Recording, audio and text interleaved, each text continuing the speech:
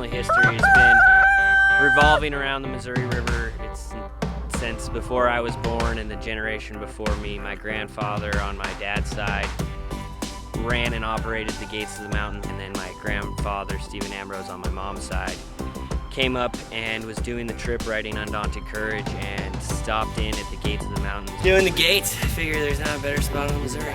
Completely bizarre this place really is. So right there, those limestone cliffs, man, that's it. Yeah, huh? this is it, and you can tell how abrupt it really is. This is where Meriwether Lewis thought he was finally entering the Rocky Mountains. Of course, then again, he was hoping to climb up a little hill and go down the other side and float his way to the Pacific, which doesn't exactly happen. The Gates of the Mountain is basically 80 miles from headwaters. Three Forks is 80 miles south of us. Every place is interesting. We just happen to be the caretakers at this particular time. And then somebody else will come in and take care of it. No, I think we're gonna throw it in and camp with it tonight. Oh, is John going with you? He's gonna come back and make it into town. He's not. He's got a bed. Yeah, exactly. I know all about that. It's yeah, that's sleeping on the ground. Yeah. We're bringing her back to her glory days. So I heard you were going to do like a Chris Craft finish. No shit. No? I'm not that stupid. No. It's Madison limestone formation, the same type of rock you find at Lewis and Clark Cavern. It's one of those places you can always come back to. You know it's going to be here. The Gates is a very stable. They've got all conservation eased. This evening we entered the most remarkable cliffs that we have yet seen. These cliffs rise from the water's edge on either side perpendicularly to the height of about 1,200 feet. Every object wears a dark and gloomy aspect. So that one of the things that looks really light, but if it rains on this rock turns black. This is the bed of an old sea, and about 350 million years ago. Geologic time is an interesting variable. How you doing? Wait, so you're going until? Well, we have 3 months. 3 months. We brought a lot of winter gear. We're gonna go till Wow. till the weather gets too crappy. It looks like you guys have a deck there. Underneath The there. cabin. Yeah, the cabin. Yeah, That's it's awesome. for sleeping.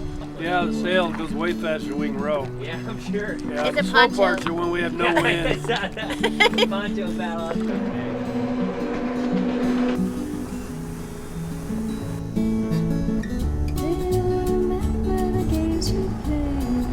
So you'll start seeing the pictographs right into the... Tim says they're carbon dated now 1,200 years. cross.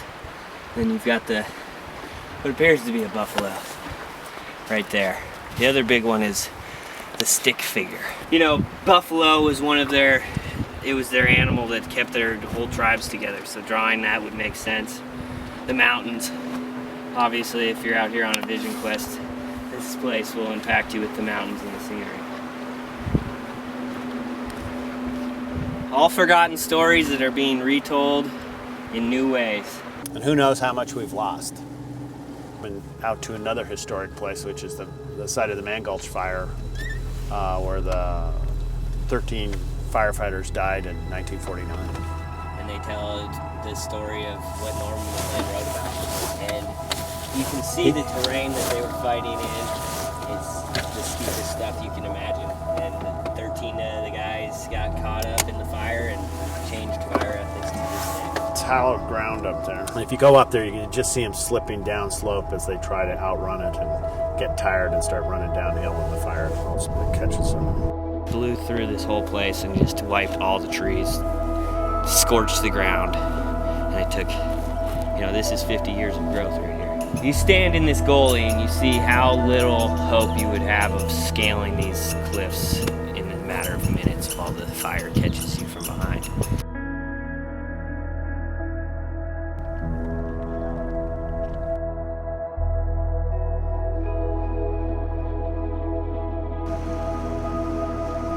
There's the other one right on the top there.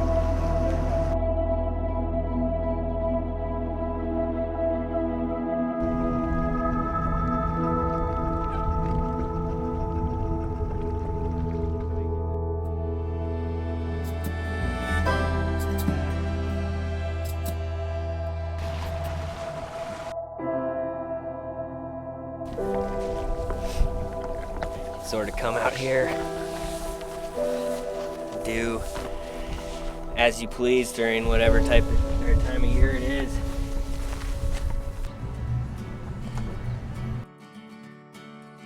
It's definitely a generational special place for us. Each generation gets its own story. Like we saw the Man Gulch and we saw the pictographs at the site there, and each one of those is just stories being passed on to the next generation. So I hope to be able to do the same thing with my kids when I raise them. Bring them over to the Canyon Ferry and Gates to the Mountains and tell them the stories that I've heard my whole life. So. Once you get out here, you just don't want to leave, and you always want some reason to come back, and you gotta experience it to really know what it's about. Like you spend a lot of time on the mighty Mo, right? Yeah, I'm born and raised. I've spent my whole life on this river, and I guarantee I'll spend the rest of it. It's kind of just a part of me. I can't really leave it behind.